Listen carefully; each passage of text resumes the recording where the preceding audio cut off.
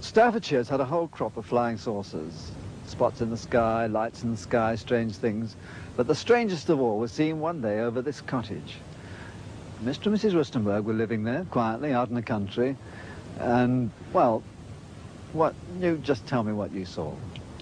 Well, it was one ordinary day. I was waiting for my husband to come home from work, and my two sons went to Staffordshire to school, and I was getting changed, and I heard this terrific noise. It was just like a giant cauldron of water being poured onto a fire, a shh sort of noise, you know. And my first reaction was, oh, the children. I thought maybe a plane was crashing or something like that.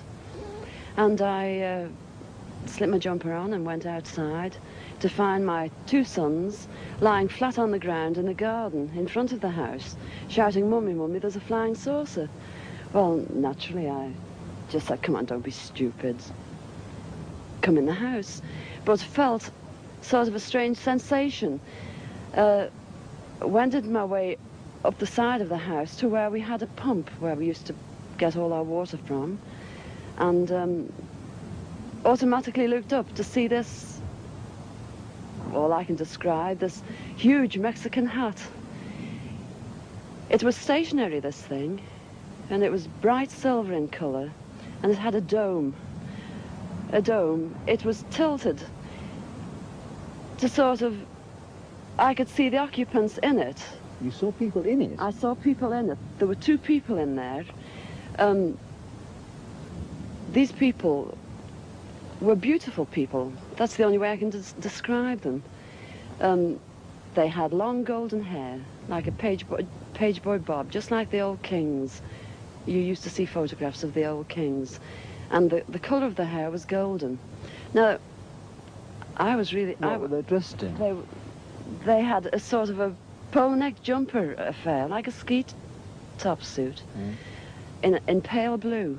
Now, these people weren't sat behind, one behind the other. They were sat together, but this, whatever it was tilted so that I could see them and they could see me. Were you looking at them through windows, through portholes, or no, not portholes. It was just sort of like a cockpit, I suppose, that had this perspex or glass or whatever it was. They could see me anyway, and I could see them. And they had beautiful faces. I shall never forget their faces as long as I live. Their foreheads seemed to be a bit larger than, you know, the bottom of their faces as normal people you would expect to see. But maybe this was just whatever they had round their heads, which was like a transparent fishbowl. And they just looked, and I was absolutely paralytic with fear. I couldn't move, although my mind was ticking over. And they looked so sympathetic that I was just mesmerized for what seemed to be, ages, but it could have only been seconds. And I turned to sort of look down at the boys, was unaware that they were with me because I was so absorbed. And the next thing, I looked up and it was gone. How low had it been? It had been, the height, I couldn't tell you. But the house that you've seen, it was just on top of the roof. It was hovering on top of the roof. How big was it compared with the size of the house? It swallowed the whole circumference of the roof. I couldn't see, the roof was completely blotted out. The chimneys I couldn't see. All I could see was this massive object that I described as like a Mexican hat without the bubbles. And then it flew away sideways or upwards? No, I didn't see. I just looked up and it had gone.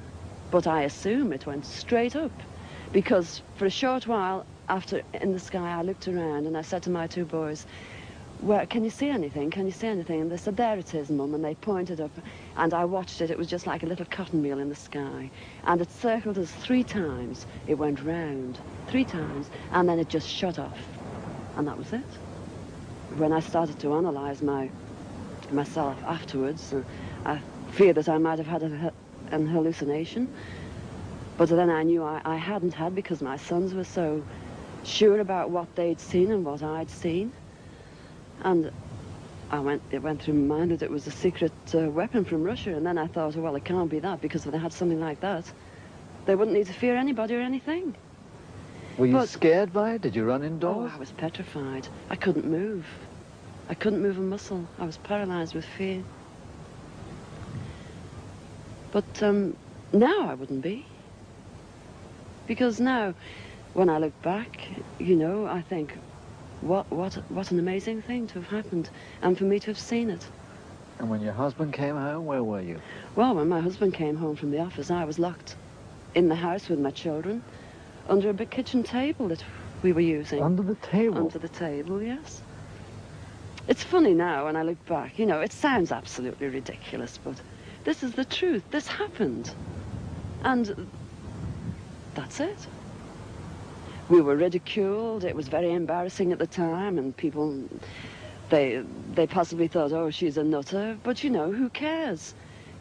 This is something that happened to me, and I'm a practically minded person, and that's it.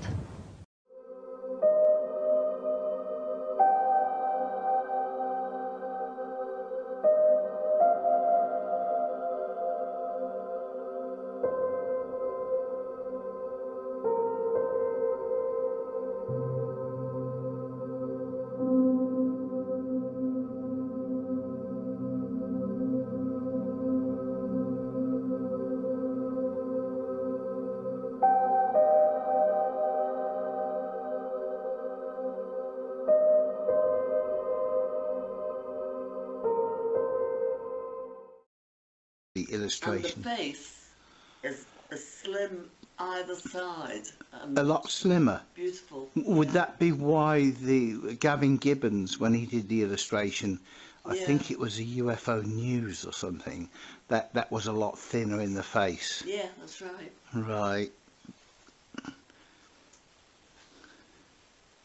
Sorry about that, Jessie. I hadn't realised. So we're Dawn's interrupting That's with right. a cup of tea. Come And I on then, looked Dawn. back, the saucer was no longer there, but a few minutes later we saw it circle the house 3 times before it shot upwards like a rocket against the blue of the darkening sky. Quite true. Yeah, thank you. Jessie.